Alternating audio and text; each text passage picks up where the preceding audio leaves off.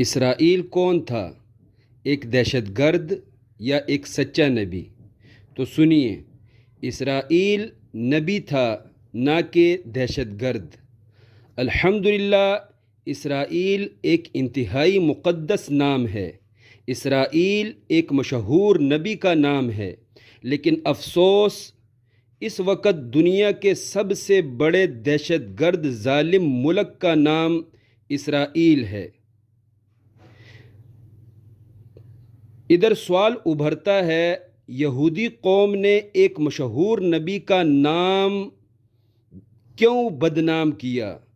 یہودی قوم نے اس مشہور نبی کے نام پر اس دہشت گرد ملک کا نام اسرائیل کیوں رکھا؟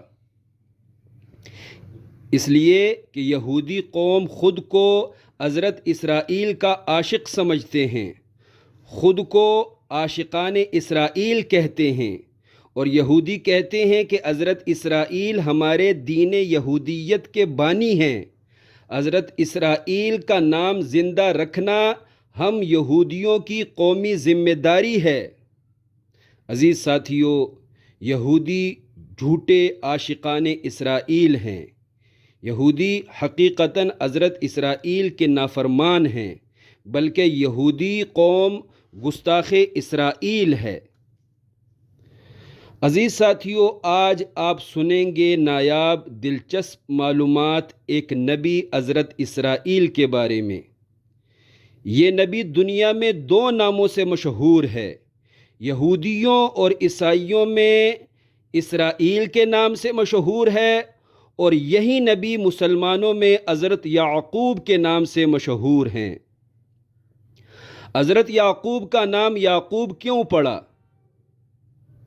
اس نام رکھنے کی ایک دلچسپ وجہ ہے۔ تفاسیر قرآن میں لکھا ہے، یعقوب کا معنی ہے پیچھے آنے والا، بعد میں آنے والا۔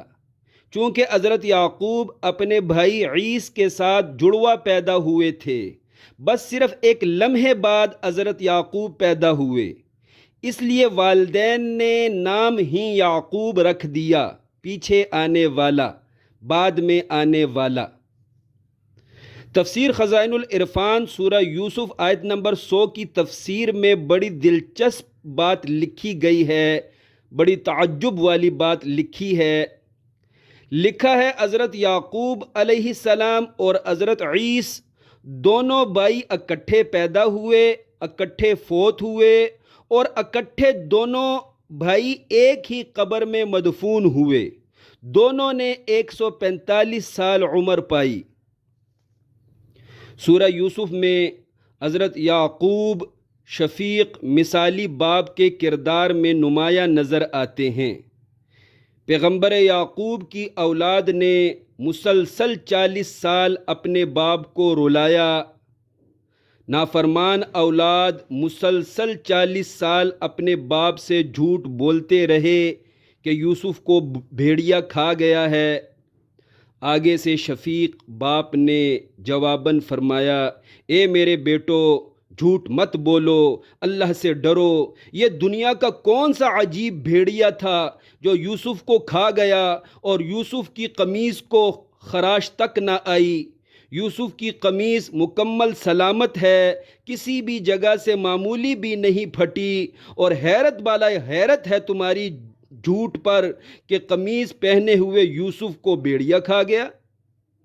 نافرمان اولاد مسلسل 40 سال سفید جھوٹ بولتے رہے، اپنے والد حضرت یعقوب کو رلاتے رہے، لیکن شفیق مہربان باپ حضرت یعقوب نے ان نافرمان بیٹوں کو گھر سے نہیں نکالا، جائیداد سے نہیں نکالا، بد دعا نہیں دی، بلکہ نافرمان بیٹوں کی سنگین غلطیوں کو برداشت کیا، انہیں دل سے معاف کیا، اور اللہ پاک سے ان کے لیے مغفرت مانگی۔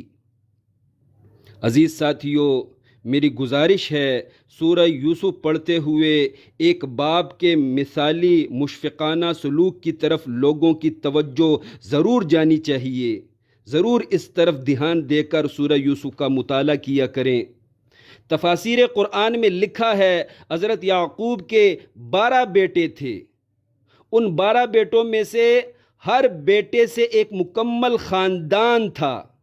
حضرت یعقوب کی اس پوری نسل کو قرآن پاک بنی اسرائیل کہتا ہے، یعنی حضرت اسرائیل کی اولاد کہتا ہے۔ بنی اسرائیل کا مطلب ہوتا ہے حضرت یعقوب علیہ السلام کی اولاد، حضرت یعقوب علیہ السلام کی مکمل نسل۔ عزیز ساتھیو، علماء یہود نے لاجواب کرنے کے لیے امتحاناً ہمارے نبی سے پوچھا کہ حضرت یعقوب کی ساری اولاد فلسطین سے نکل کر ملک مصر میں کیسے آباد ہوئی؟